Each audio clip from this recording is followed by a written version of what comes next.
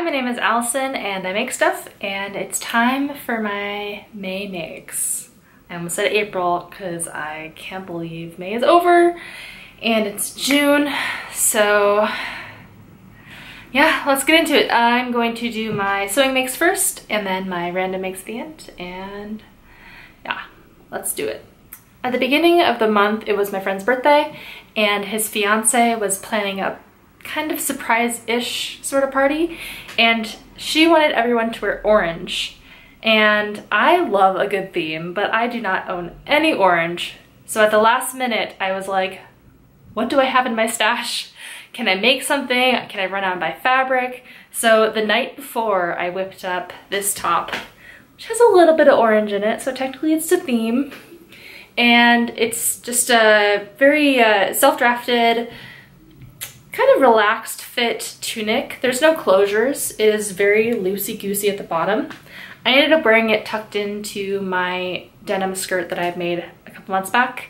And yeah, it was a quick make. I definitely was not a perfectionist. I just kind of overlocked the edges around the neckline and folded them over and sewed them. So yeah, it turned out decent. There's bust darts, and I also just kind of overlocked and folded over for the armholes. Now for the bottom, I knew I was going to wear it tucked in, so I did not finish the bottom. But I rarely, if ever, wear blouses not tucked in.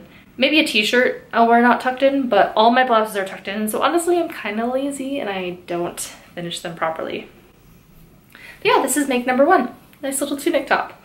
And you'll have seen this if you're following along with my Me Made May on Instagram.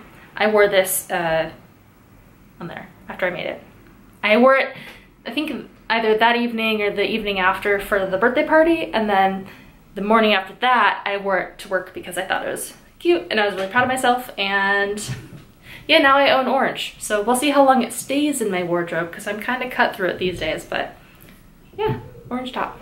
Me Made May, for me, which is totally a tongue twister, was all about finding gaps in my wardrobe. So I thought it would be great to add a couple pieces to my wardrobe that makes it easier for me to wear skirts, because I have lots of skirts I just don't wear. I've been really cutthroat with my wardrobe over the last couple years. I don't keep things that I don't feel confident in, and I don't have a lot of blouses that fit me right.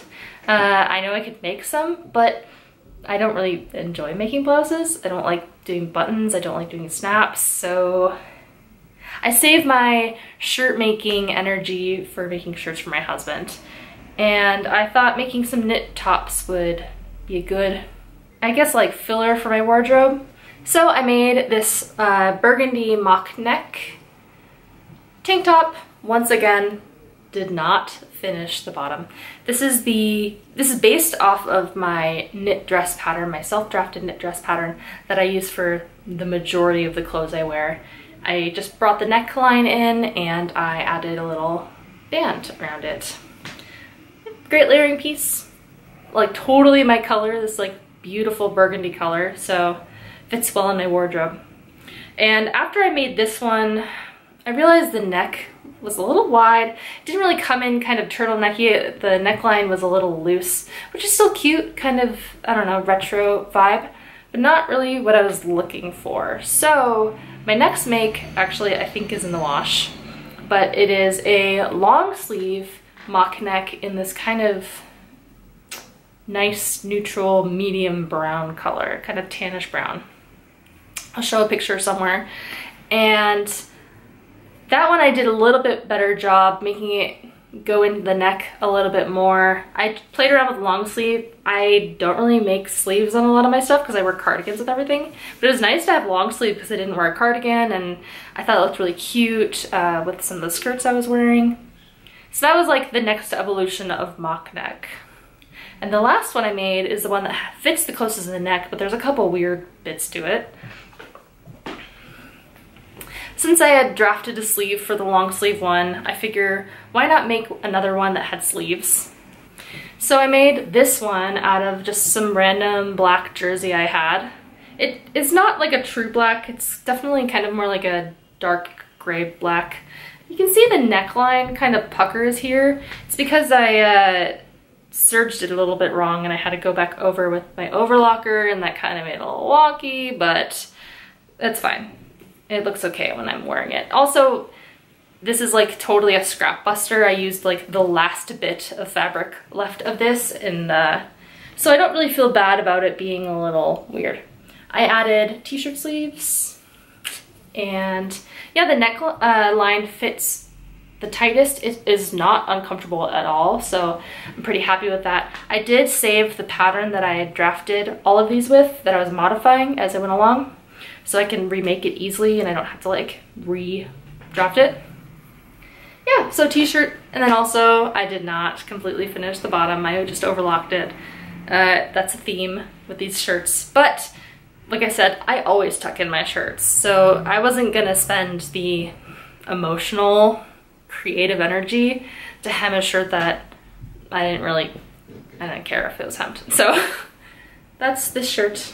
It does roll up a little bit, whatever, it's fine. Yeah, so you will have seen these if you have been following along with my Instagram, because I wore them all this month, because I definitely noticed the holes in my wardrobe and I definitely needed more tops. I kind of think I need a couple more still, but this has definitely got me in the place where I can wear more skirts, because really honestly I just wear the same 5 dresses over and over again. I'd like to actually utilize some of my other pieces. So that was all of my sewing makes this month. It was basically only placeholders and like things to fill the voids in my wardrobe as I was wearing so many pieces, because I really tried to not repeat that many pieces this month since I was taking pictures every day.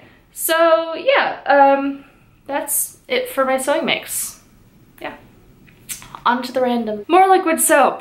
I've been on a liquid soap kick for, I don't know, months now. I really enjoy making liquid soap in like crock pot. It's like a very long process, but it's so rewarding at the end because the product that you get is so useful. But more specifically, this is liquid shampoo. This is based off the recipe by Liz Ardlady. I really hope I'm saying that correctly. I've only read it, never heard it. And her recipe is interesting. She uses canola oil, which I never thought about using in a soap recipe, but apparently it's really good for lather. And in shampoo, that's something that people are so used to using surfactant-based shampoos that are very, very, very bubbly. I feel like lather in shampoo is really important. I'm not actually sure if it makes it easier to like work through your hair or anything, but it's definitely more fun to use. So this is a liquid recipe based off of her recipe for a solid shampoo bar. I actually used a blog post that someone else had written about making liquid soap with her recipe. I'll link everything I can think of about this below, because I definitely want to give credit to the folks who spent the time to develop this, because I really like it. When you're using a soap, like a real soap shampoo, something that's not surfactant based, it's saponified oils, you really should be using an acidic rinse. And what that does is when you use the shampoo, this is basic, which means it's the opposite of acidic. And the scales of your hair will, I guess, raise or scale up. And when you put the acid rinse on it, the scales of your hair lie down flat. So it's definitely some chemistry stuff going on. Definitely Google all these things and make your own decisions. But I think it's very important that I use an acidic rinse. So I've noticed my hair is naturally wavy, and it's actually gotten a lot curlier after I rinse it. This is like second day hair, so it's a little flat. But yeah, I really like this shampoo with the combination of an acidic rinse. I don't really like apple cider vinegar rinses. I've tried them for my dandruff before, and I haven't had a lot of success. But I buy citric acid to make bath bombs every once in a while, and I've actually used that citric acid to make the acidic rinse. It's food grade, it's totally safe. Yeah, so shampoo. More soap.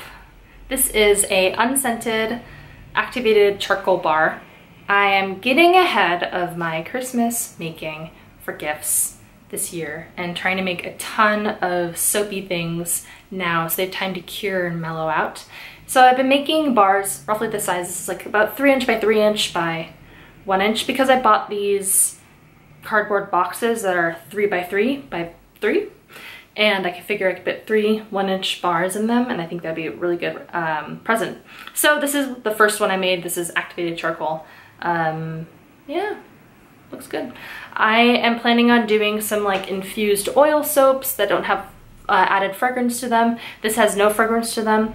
I want to give these as gifts for coworkers and family members. I have quite a few coworkers who get migraines from fragrance.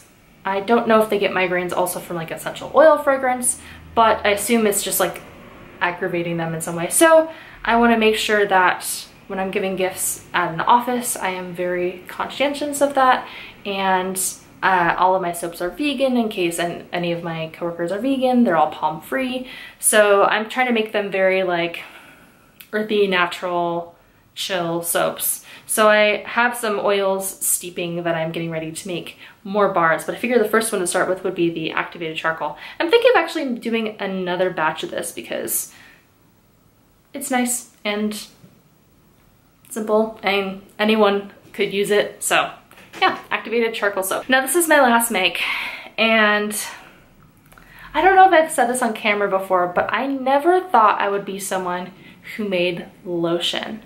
I've used salves on my face. I actually use a combination of shea butter and a argan oil that has been steeping in various herbs on my face as my nightly moisturizer. I like using something really thick.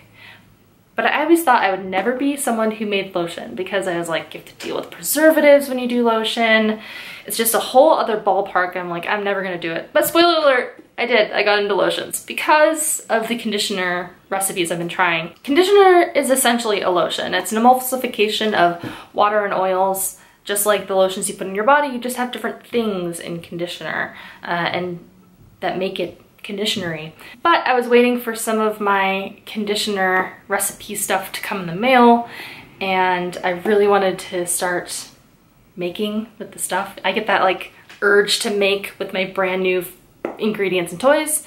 So after my ingredients I'd ordered, some of them came in the mail, and I had a preservative that had arrived. I made some lotion, and I'm really excited. I added benzoin and orange essential oil, so it smells like dreamsicle popsicles, which is amazing. And I look so strange because I put it all over and I just like I'm sniffing my arm all day. But I put in this nice little tin, I guess it's not tin, it's a plastic tub. I hadn't had some bottles arrive yet. I would rather do that because then I'm not sticking my hand in it. But yeah, I started making lotions, and it's like a really nice, thick, creamy consistency. I absolutely love it. I based this off of a brambleberry recipe that I think is originally for jasmine scented lotion. And I think I made some substitutions. I don't think that recipe was for BTMS 50, but whatever it called for, I used BTMS 50 in place of that. I think that exact amount.